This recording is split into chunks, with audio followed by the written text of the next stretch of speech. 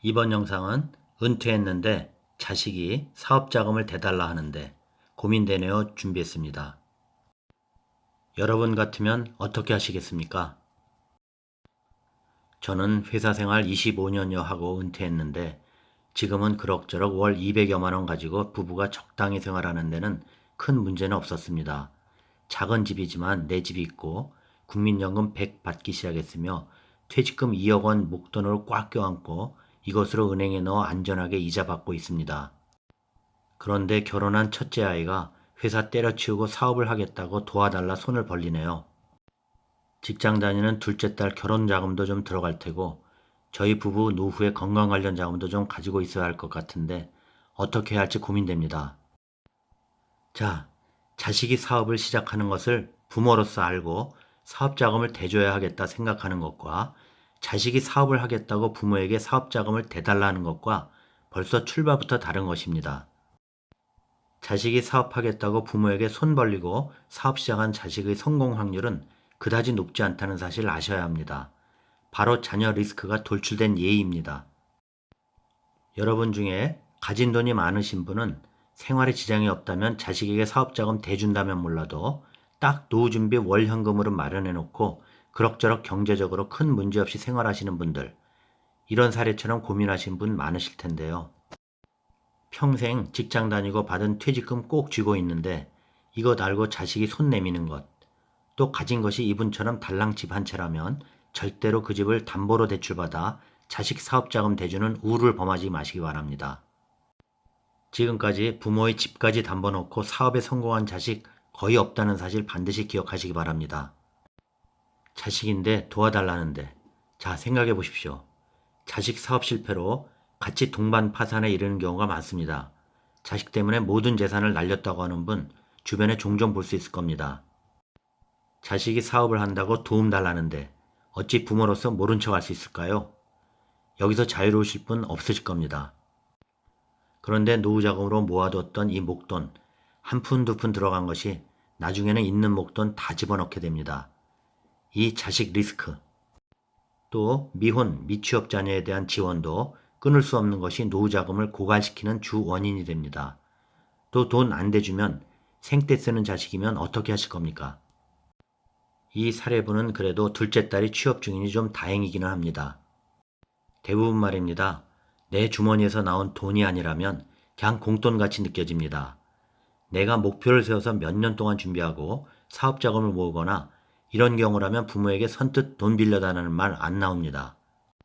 또 자신이 사업 자금으로 은행에서 돈을 대출받아 하는 사업의 돈이라면 절박함과 그 소중함을 느끼고 사업을 하지만 그렇지 않고 부모에게 그냥 빌린 돈은 이 절박함이나 소중함이 없습니다.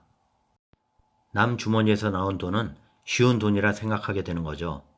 그리고 부모 자식 간에 빌려준다고 해봐야 그게 정말로 빌린 돈 같겠습니까? 진짜 사업에 성공하는 사람들은 자기 돈으로 합니다. 빚도 은행 대출받아서 하거나. 이렇게 해야 자기 사업 목숨 걸고 하는 것입니다. 부모한테 손 벌려 잘된 경우 정말 희박합니다.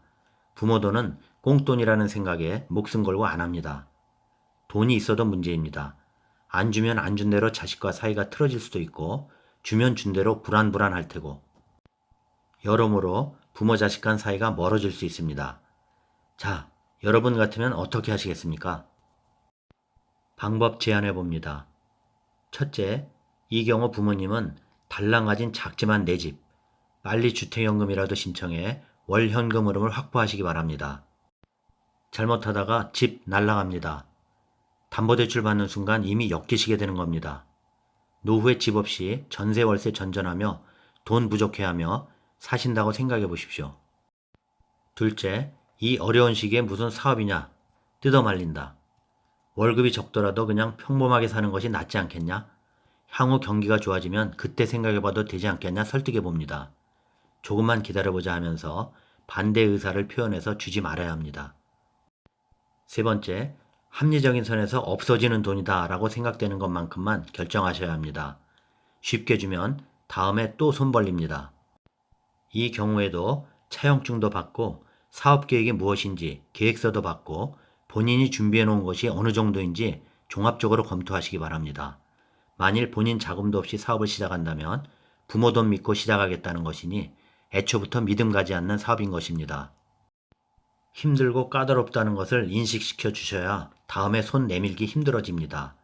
그리고 이후에는 절대 말려드시면 안 된다는 것이기도 합니다. 끝으로 자식이 평소에 경제관념이 철두철미하고 똑부러지고 근검절약하는 생활하며 허세가 없고 끈기 있고 뭐 이런 자식이라면 조금 더 생각해 보시고 긍정적으로 결정하시기 바랍니다. 자, 부모라면 자식 일인데 안 해주고 싶은 부모가 없겠죠. 하지만 반대하는 이유는 이번 한 번이 아닐 가능성이 높고 그 사업이란 것이 성공 못할 가능성도 높죠. 또 더군다나 자기 자금이 어느 정도 투입되고 조금만 도와달라고 하는 것이 아니라면 어느 선까지 해줘야 하는지도 고민되는 것이죠. 이번 기회에 확실한 선을 긋는 것이 좋습니다. 그런데 이것도 만만치는 않습니다.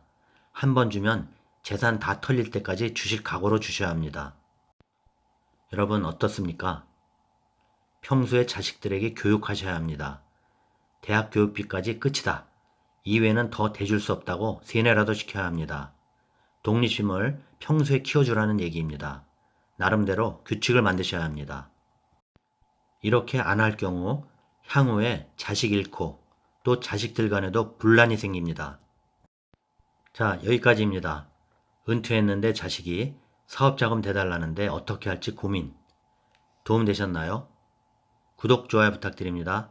다음 영상까지 안녕히 계십시오.